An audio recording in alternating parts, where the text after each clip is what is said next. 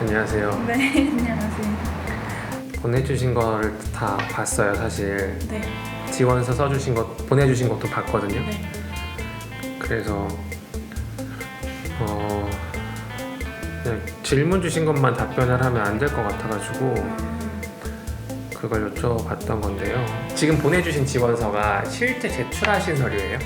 네, 그 인턴. 네. 실수를 하신 건 알아요? 서류 안에서? 엄청 큰 실수를 진짜요? 했어요. 어떤 실? 자산운용사에 지원을 하시는데 네. 증권업을 선택한 이유라고 쓰셨어요. 이게 업종이 완전 달라서 축구하는 사람들한테 저 야구하고 싶어서 지원했습니다라고 쓴 거랑 네. 똑같거든요. 아, 답변만 드리면은 네. 불가능하다 가능하다의 부분에서만 말씀드리면 가능은 해요. 불가능한 건 없어요. 물론 이제 나이가 부담스러운 건 사실이긴 하나 네. 이제 30살이 되시는 거잖아요. 부담을 회사에서 느낄 수밖에 없기는 해요. 근데 극복할 수는 있어요. 그거는 코리아에서 사례가 있었어서 불가능하진 않구나. 근데 힘들기는 하다. 그래서 이거는 의지의 문제인 것 같고, 반대로 지금 본인이 생각하시는 본인의 장점이나 방향성과 이렇게 이력서를 보면서 이해가 안 가는 부분도 되게 많았어서 그래서 오히려 그 방향 쪽에 좀 이렇게 점검이나 계획을 잡으셔야 되는 것 같아요. 한국 음악을 하셨고, 그러니까 기상경의 문제가 아니라 아예 예능 쪽, 네. 예체능 이쪽 영역에서 옮겨오신다는 부분에서 문제는 전혀 안 되는데 네. 대신에 그 부분을 어떻게든 나는 이쪽 출신이지만 그래도 이렇게 업무하는데 전혀 문제없을 사전 지식을 쌓아놨어. 이 관점에서 뭐 복수 전공을 했거나 아니면 자격증을 취득하셨거나 이런 부분들은 다 보이기는 하거든요. 네. 그래서 저는 오히려 인턴 기회를 잡지 못하신 이유가 일단 자기소개서에서 말씀하시려고 하는 거가 너무 일관되지 않아서 인 것 같아요.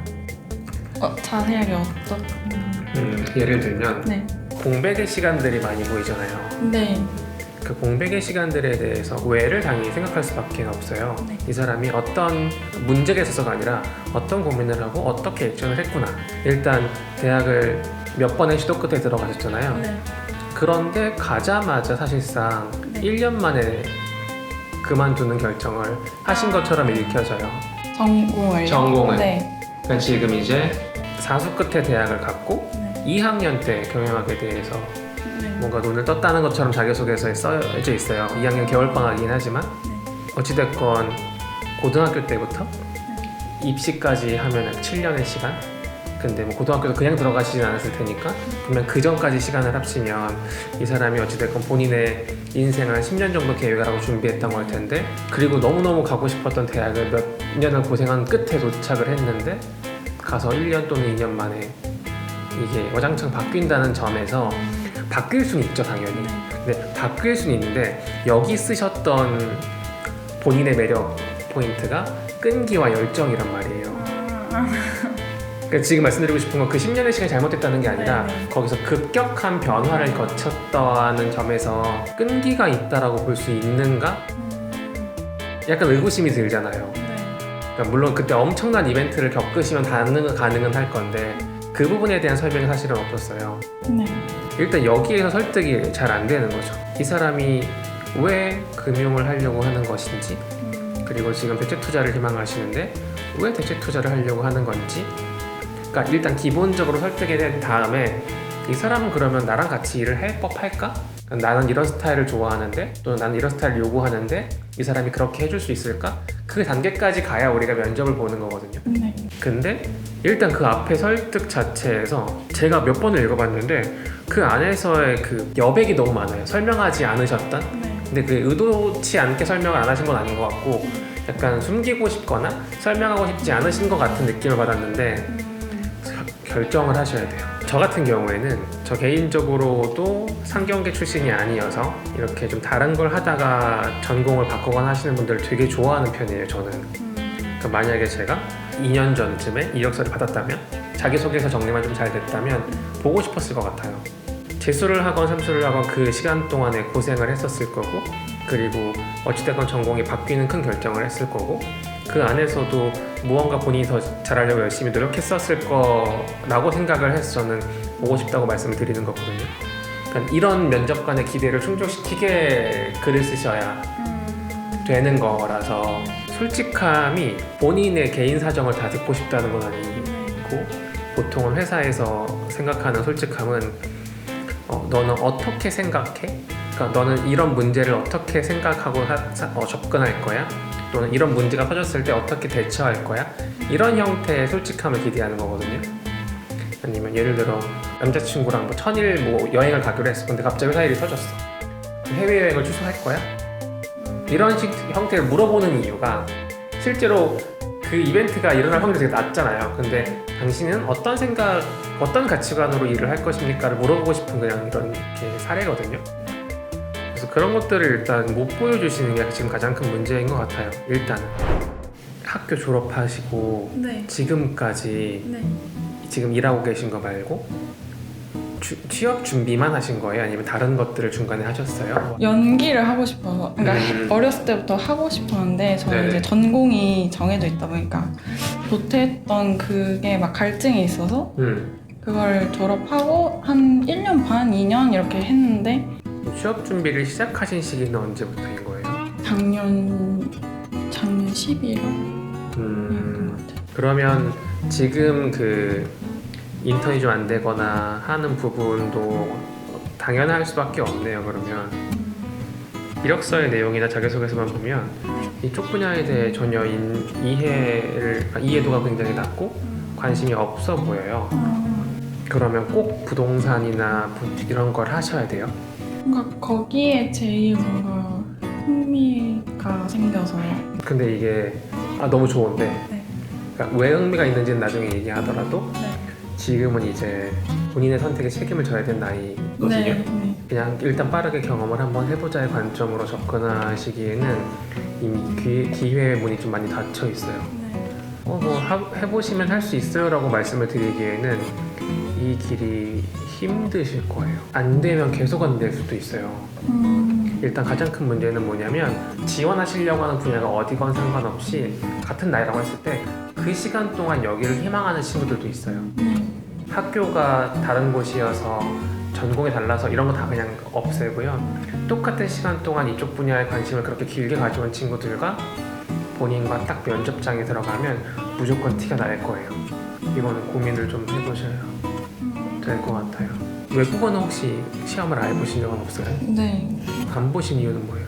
토익 스피킹을 따려고 하는데 이거 필요 없다는 사람도 있고, 그냥 근데 저는 또 있는 게 낫지 않을까, 다 있으니까. 일단 있으셔야 돼요. 이유는 본인이 예체능 전공이셨기 때문에 필요해요. 우리 일을 할 수 있어야 대한 의문들을 가지고 있는데, 그 의문들이 물론 업무랑 영어랑 전혀 상관없을 수 있죠. 근데 그냥 일반적인 사람들이 갖고 있는 서류 처리 능력 같은 것들이, 이런 것들이 쌓여서 보이는 거거든요. 투문타를 따신 것도 그런 의미에서 괜찮은 거죠. 멘토님이 보시기에는 네. 어디를 제가 포커스를 맞추는 게 난이도가 너무 높아요. 인생의 고민을 제가 대신하는 느낌이라서, 일단 저라면 제가 계속 질문 드렸던 게 그걸 답변 드리려고 했던 거긴 하거든요. 네.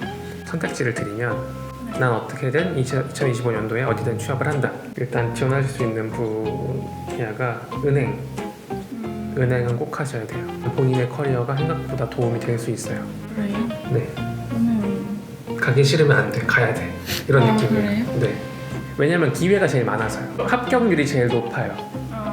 뽑는 사람도 많고요. 물론 지원자도 그만큼 많긴 하지만 똑같은 100대 1이라도 한 명 뽑는 거랑 100명 뽑는 거 다르잖아요. 정말 준비를 열심히 하시면 가능성 있게 두드려 볼 수 있어요. 그리고 그 다음이 증권사에서 업무직이라고 표현하는 게 있어요. 약간 미드오피스, 백오피스에서 보조하는 역할들을 뽑아요. 증권사에서. 그 공채들을 실제로 하고 있고, 그 공채는 많은 금융 지식보다는 이제 인성을 좀 보는 편이기는 해요. 지금 말씀드리는 건 둘 다 취업 확률이 가장 높은 거.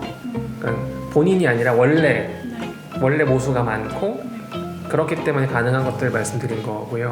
아무튼 네. 진짜 1년 열심히 해보면 싸워볼 수는 있을 것 같다라는 생각인데 제 나이는 상관이 없을까요? 나이 때문에 딱 마지막일 것 같아요. 나이 때문에 불가능하냐를 보면 불가능하지 않다는 거죠. 충분히 싸워볼 법해요.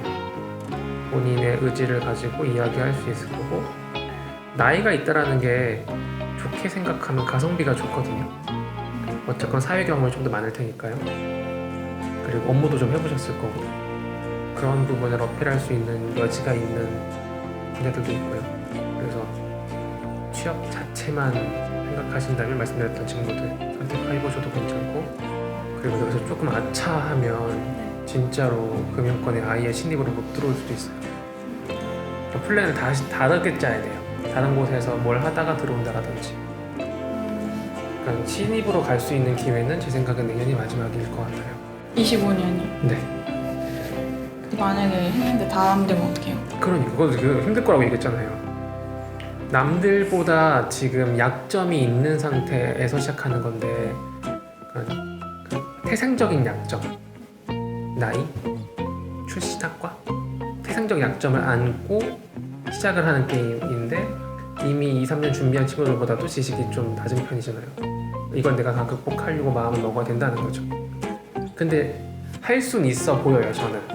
취업의 관점에서 필요한 것들이 있잖아요. 은행 같은 경우에 NCS를 봐야 하고 은행에서 면접에 항상 나오는 게 지금 경제 매크로에 대한 이해, 그거에 대한 발표, 그리고 PT 면접 같은 것들, 과제를 받았을 때 프레젠테이션을 만들고 그걸 발표할 수 있는 능력들, 이런 것들을 이제 키우시려면 그거 계속 훈련하시는 거죠. 오늘 포스피는 얼마였죠? 어제는 얼마인지 아세요? 그 부분은 안 봐요, 신문에서. 이런 것들, 그런 것들을 계속 공부하셔야 되는 거죠. 지금 엔비디아의 주가는, 엔비디아 주가가 중요한 이유는 뭐죠? 이런 대답을 할 수 있어야 금융에 관심이 있었다라고 얘기하는 거예요. 오늘 도움이 되셨나요? 안 됐지 뭐. 고민을 덜러 왔다가 고민이 더 생긴 케이스 아니에요?